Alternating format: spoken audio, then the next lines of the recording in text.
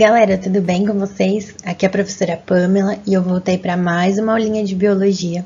E hoje a gente vai falar sobre domínios e reinos dos seres vivos. Pessoal, a gente teve aí no decorrer do estudo dos seres vivos diversas classificações, sendo que inicialmente era muito simples, porque era muito complicado estudar os seres vivos a fundo.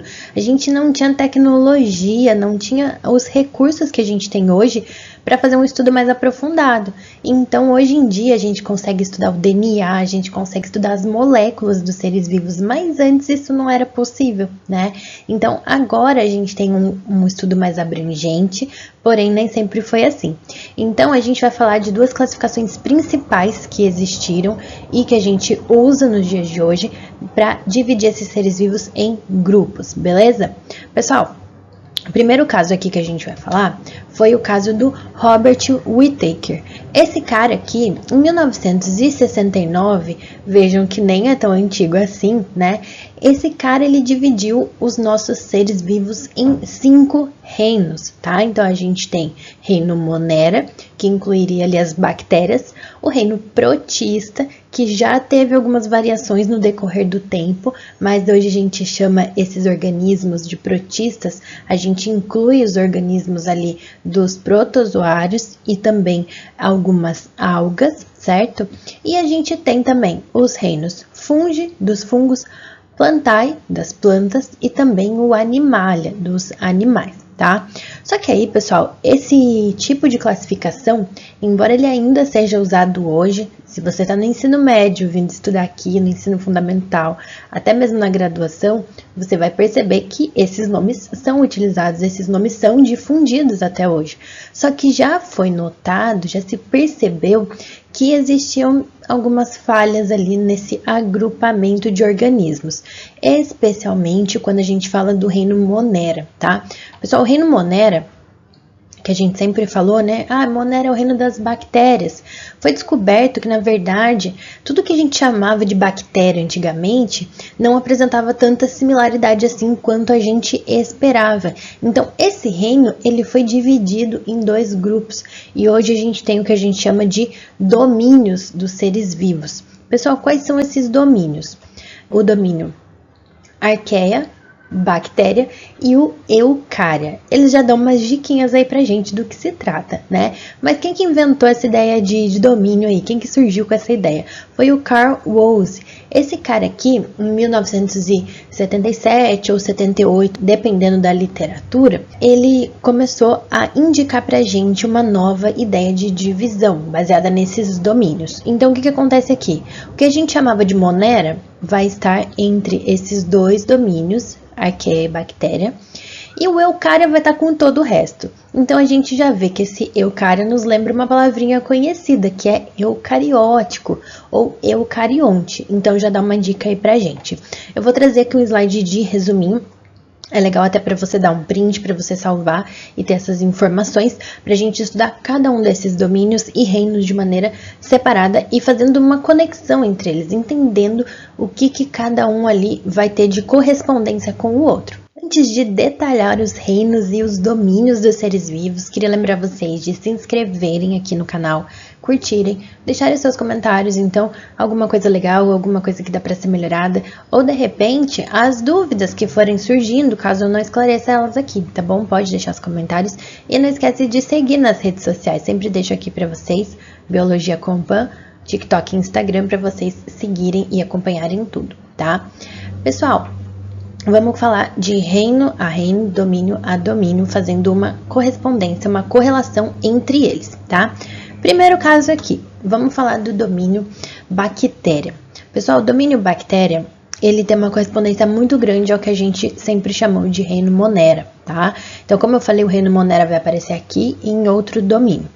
Esse domínio bactéria, então, ele vai ter o quê? Ele vai ter os seres que são unicelulares, apresentam apenas uma célula, seres microscópicos, seres que são também procariontes ou procarióticos, ou seja, seres que não apresentam aquela membrana interna na sua célula, eles vão apresentar apenas membrana plasmática e o seu DNA, por exemplo, fica solto ali no citoplasma, ele não vai estar separado por um núcleo celular, tá bom?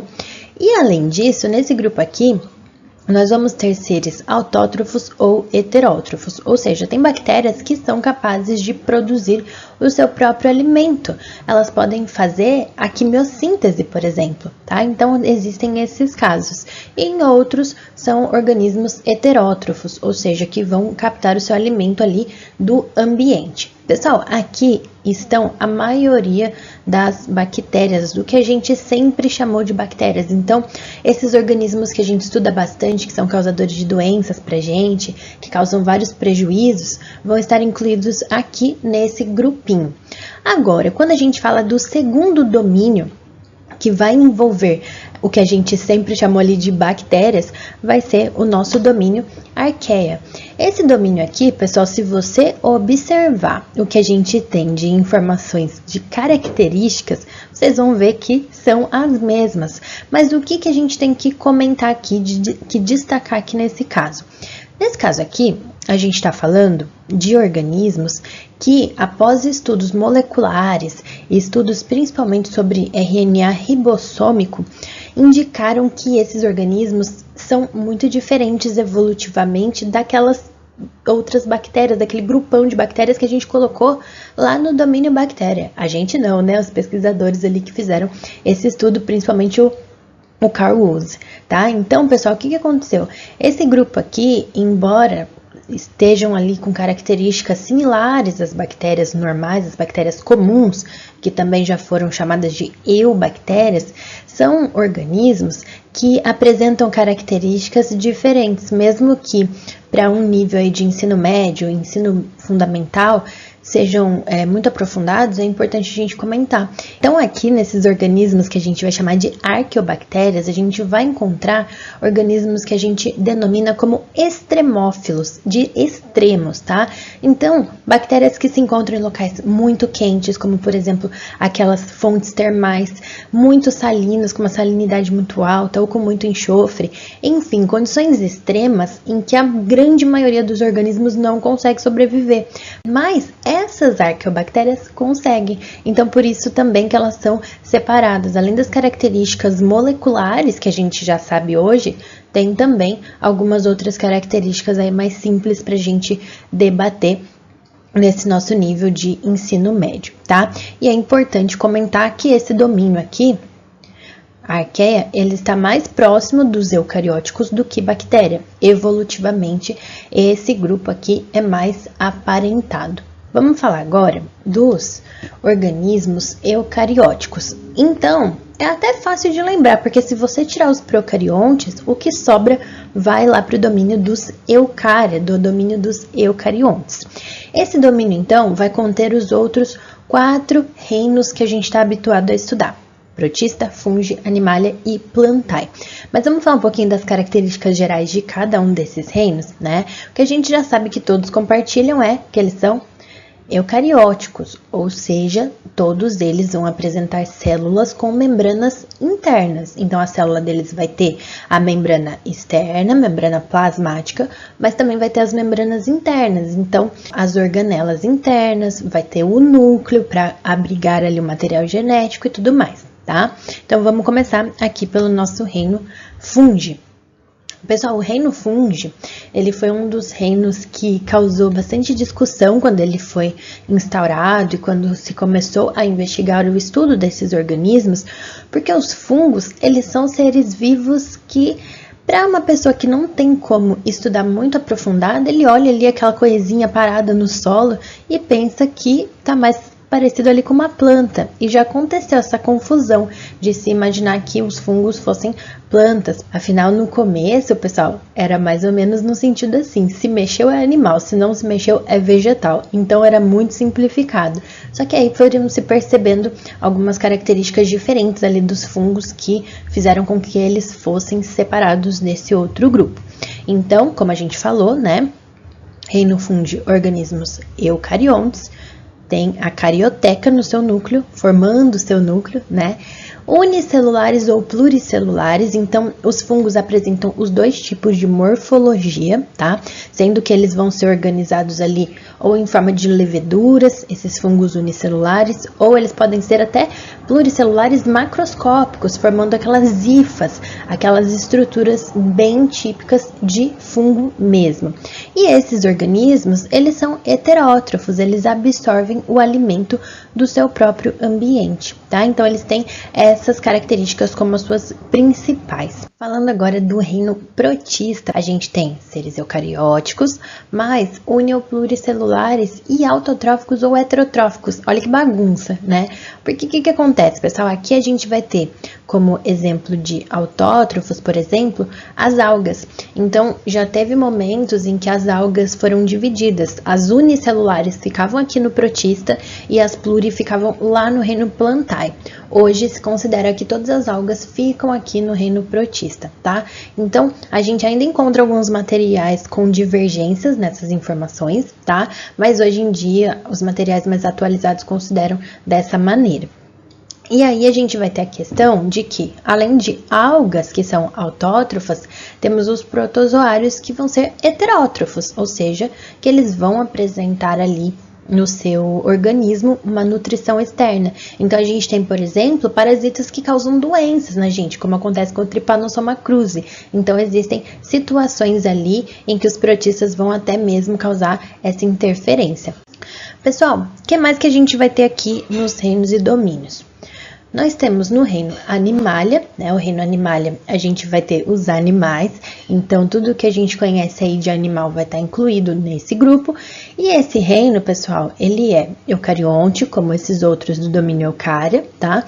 E ele é pluricelular, obrigatoriamente, e heterótrofo, ou seja, organismos que se nutrem a partir de materiais ambientais, ele não fabrica o seu próprio alimento. Pessoal, é muito importante comentar aqui que no reino Animalia, a grande maioria dos grupos, a gente vai ter ali a presença de tecidos variados, órgãos, né, estruturas mais complexas. Nem todos, mas muitos sim, tá? E por último, mas não menos importante, o reino plantae, o reino das plantas. Então, mais uma vez, eucarióticos ou eucariontes, pluricelulares, tá? Até por isso que as algas unicelulares não vêm para cá, tá? E autótrofos, por quê? Porque são organismos que vão fazer a fotossíntese, vão produzir o seu próprio alimento a partir de materiais ambientais e energia solar, mas que vão construir essa matéria, construir o material que realmente vai dar a nutrição para esses organismos, tá? Então, para recapitular aqui para vocês, nesse lado aqui, ó, todos esses grupinhos que estão de tons de azul, a gente tem os organismos representantes dos reinos que agora são incluídos no domínio Eucária. E no outro lado aqui de cá, a gente vai ter domínio Arqueia e domínio Bactéria separadinhos, certo? Pessoal, e para finalizar, a gente tem que comentar um pouquinho dos vírus, porque vocês podem estar pensando, professora, por que os vírus não foram citados na aula inteira? Porque como eu já comentei com vocês em outros momentos, os vírus, eles não são considerados seres vivos por todos os pesquisadores. Por alguns sim, por outros não, mas de qualquer maneira, eles não são incluídos nessa classificação. Afinal, eles são muito diferentes, não são seres formados por células, caso você considere como seres, né? Mas eles não são formados por células, eles têm toda uma dinâmica diferente, inclusive, na próxima aula a gente vai falar de vírus e aí vai ficar bem mais tranquilo, bem mais claro aí pra vocês, beleza? Pessoal, espero que vocês tenham gostado dessa aula, que tenha dado para entender muito bem aí o conteúdo, que tenha ficado tudo transparente, translúcido, claríssimo para vocês. E qualquer dúvida pode deixar aí nos comentários. Não esquece de seguir nas redes sociais, se inscrever e deixar o seu joinha. Até a próxima!